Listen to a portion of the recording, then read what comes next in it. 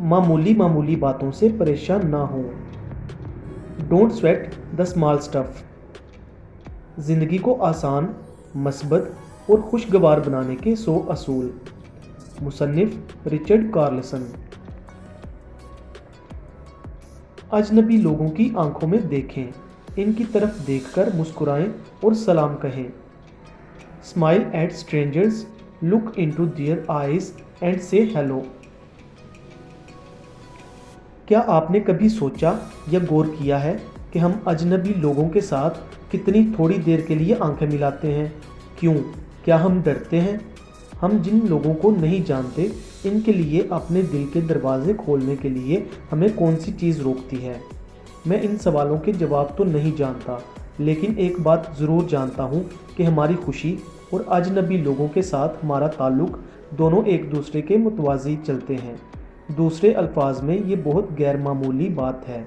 एक शख्स जो अंदरूनी तौर पर बहुत खुश और पुरसकून है, वो गुस्से में चल रहा हो या इसका अंदाज़ ऐसा हो। मैं ये भी तजवीज़ नहीं कर रहा कि बैरून से ज़्यादा हमें अपने अंदरून की जानिब तवज्जो देनी चाहिए, कि आपको दूसरों के दिन को अच्छा बनाने के लिए अपनी बहुत सी एनर्जी को इस्तेमाल करना चाहिए, या आपको ये ज़ाहिर करना चाहिए कि आप दोस्ताना रवैया रखते हैं।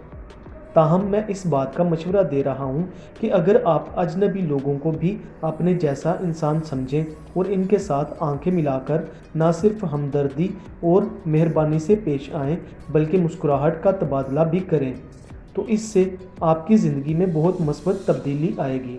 आप ये जानना शुरू करेंगे कि बहुत से अजनबी लोग भी आप जैसे हैं, यानी इनका भी ख़ानदान है, इनको भी कुछ खौफ लाहक हैं, इनकी भी पसंद और नापसंद है, इनको भी परेशानियां आती हैं। आप ये भी देखेंगे कि लोग कितने अच्छे और शुक्रगुजार होते हैं जब आप इनकी तरफ जाने की पहल करते हैं। जब आपको इस बात का इल्म होगा कि हम सब एक जैसे ही हैं, तो हमें सब में मासूमियत नज़र आएगी। दूसरे अल्फाज में, जब हम किसी और की वजह से परेशान हों, तब भी हम अपने इर्द गिर्द मौजूद लोगों से अच्छा रवैया अपनाए रखते हैं। इसके अलावा लोगों में मासूमियत महसूस करके हमें अंदरूनी तौर पर खुशी मिलती है। रोज़ाना दिन का कुछ वक्त खामोशी से गुजारें। Set aside quiet time every day ये तकनीक सुबह के 4:30 बजे लिख रहा हूँ और ये मेरे दिन का पसंदीदा वक्त है। मेरे पास अभी तकरीबन 1 या आधा घंटा बाकी है कि मेरे बीवी बच्चे जाग जाएं और फ़ोन की घंटी बजना शुरू हो जाए।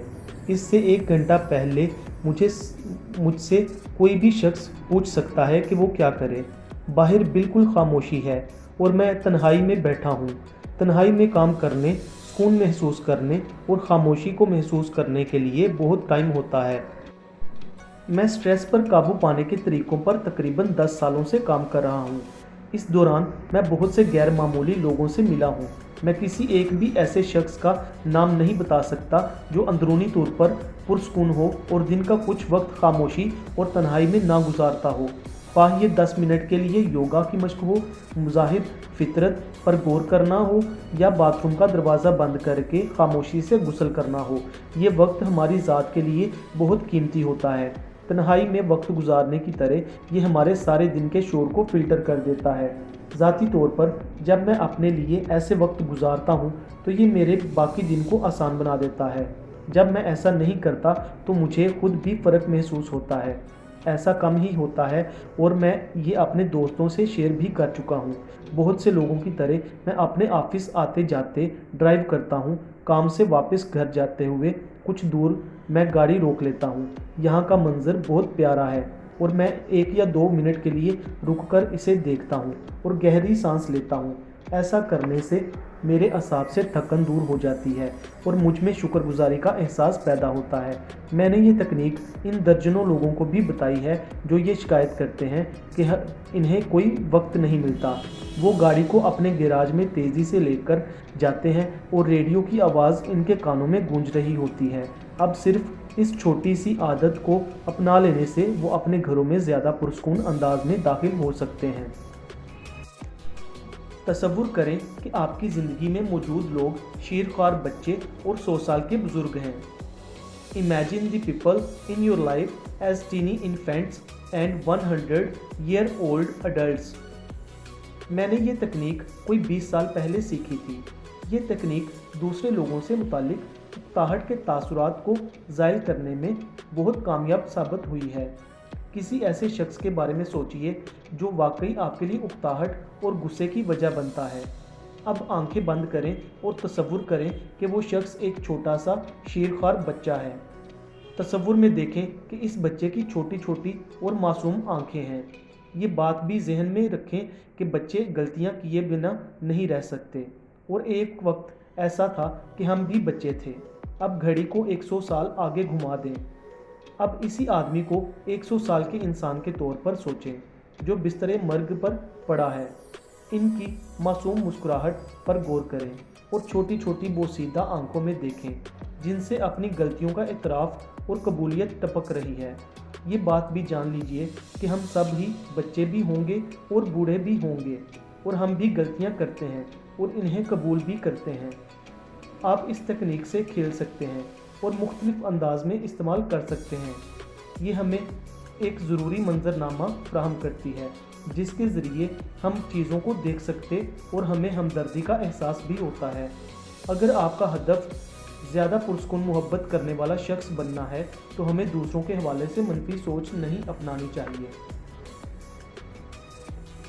पहले बात को समझें। Seek first to understand. ये तकनीक स्टीफन कोवे की किताब पुरअसर लोगों की 7 आदत से ली गई है। ये तकनीक आपको ज़्यादा मौसर और मुतमिन इंसान बनाने में बहुत मददगार है।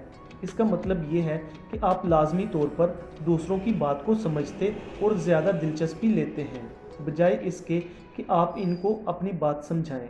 इसका मतलब ये भी है कि अगर आप क्वालिटी चाहते हैं, ऐसी गुफ्तगू या राब्ता रखना चाहते हैं जो आपके लिए और दूसरे लोगों के लिए फ़ायदा मंद हो, तो ज़रूरी है कि आप पहले दूसरों को समझें।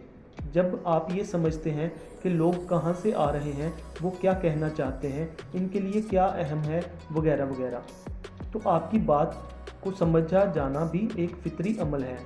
जब आप इस अमल को उल्ट कर देखते हैं तो जो हम से अक्सर लोग मिलते हैं तो आप तांगे को घोड़े के आगे जूत रहे होते हैं। जब आप समझने से पहले समझाना चाहेंगे तो इस अमल में लगने वाली कुव्वत को, कोशिश को आप और मुखातिब शख्स दोनों ही महसूस करेंगे। राब्ता ख़त्म हो जाएगा और नतीजा 2 अनाओं की जंग की सूरत में सामने आएगा। मैं एक शादीशुदा जोड़े की काउंसलिंग कर रहा था जिन्होंने अपनी शादी के 10 साल अपने अखराजात के बारे में लड़ते झगड़ते गुजार दिए थे। वो आदमी नहीं समझता था कि इसकी बीवी एक एक पाई जोड़ना क्यों चाहती है, और बीवी ये नहीं समझती थी कि इसका शोहर इतना फजूल खर्च क्यों है। इन दोनों की जानिब से पेश किया जाने वाला जवाज़ परेशानी की नज़र हो गया था। अगरचे बहुत से मसाइल इस जोड़े के मसाइल से कहीं ज़्यादा मुश्किल थे, लेकिन इनका हल बहुत आसान था। कोई भी समझना नहीं चाहता था कि इनको ये बात समझने की ज़रूरत थी कि वो अपनी वजाहतों को छोड़कर अपने एक दूसरे की बात को सुने। अपनी अपनी पोजीशन का दिफा करने के बजाय दोनों को ये चाहिए था कि वो दूसरे की बात को समझें। मैं इनको यही बात समझाने में कामयाब हो गया। इसका शोहर ये बात समझ गया कि बीवी ये चाहती है कि वो अपने वालिदैन के मुआशी हालात को सुधारने के लिए कुछ रकम बचाए, और औरत को ये बात समझ आ गई कि इसका शोहर इस शर्मिंदगी से बचना चाहता है कि वो ये ना सोचे कि वो अपने बाप की तरह अपनी बीवी का ख्याल नहीं रखता। मर्द चाहता था कि इसकी बीवी को इस पर फ़ख्र हो। जब इन दोनों ने एक दूसरे को समझ लिया तो इनकी परेशानी एक दूसरे से उल्फत और हमदर्दी में बदल गई। अब इनकी आमदन और अखराजात में बहुत अच्छा तवाज़न पैदा हो गया। बात को समझने का मतलब ये नहीं है कि कौन गलत है और कौन दुरुस्त। ये मौसर इब्लाग का फ़लसफ़ा है। जब आप इस तकनीक को इस्तेमाल करेंगे तो आप जान जाएंगे कि लोग सुना और समझा जाना चाहते हैं। ये हमारे रिश्तों का बेहतर और मजबूत बनाता है। एक अच्छा सामे बने। Become a better listener. मेरी परवरिश इस यकीन के साथ हुई कि मैं बहुत अच्छा सामे हूँ।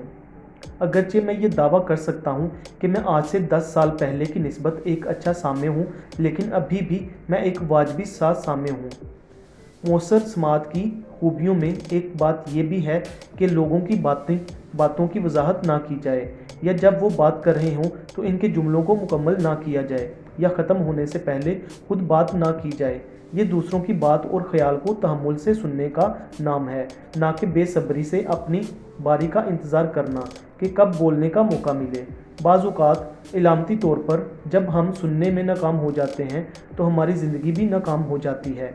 हम अक्सर औक़ात इबलाग को ऐसे समझते हैं कि गोया ये एक दौड़ है, और ये भी लगता है कि हम दूसरे की बात के मतलब और मफ़हूम को मुकम्मल तौर पर समझते भी नहीं कि खुद बात करना शुरू कर देते हैं। हाल ही में मैं और मेरी बीवी एक कैफ़े में खाना खाने गए तो हम चुपके से अपने इर्द गिर्द मौजूद लोगों की बातें सुनने लगे। ऐसा महसूस होता था कि कोई भी शख्स दूसरे को सुन नहीं रहा, बल्कि वो बोलने की बारियां ले रहे थे।